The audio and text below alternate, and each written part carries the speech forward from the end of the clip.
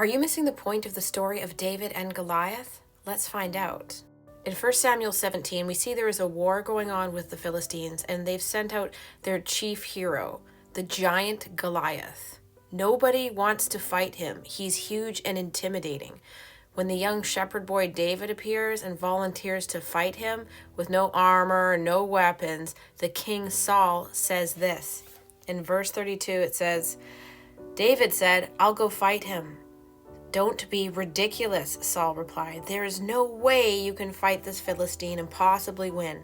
You're only a boy, and he's been a man of war since his youth."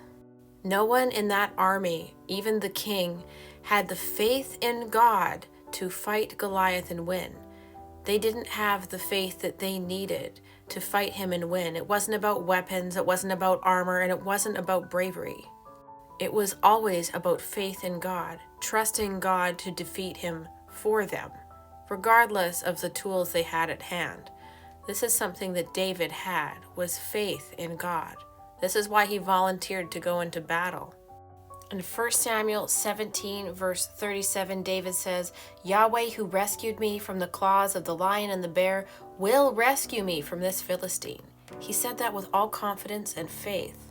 King Saul offered David his armor and his sword, and David ultimately refused those and instead opted to pick up 5 stones from the river and go with his sling and his staff. He literally went to go fight a massive giant with sticks and stones. As David faced off against this giant, this descendant of fallen angels, this massive and terrifying being, David said to Goliath, "You come to me with sword, spear, and javelin, but I come to you in the name of the Lord of heaven's armies, the God of the armies of Israel, whom you've defied." David knew exactly who had his back. He knew it wasn't any stone or any technique that he was going to do, but it was God who was defeating Goliath. That's why he spoke with such conviction.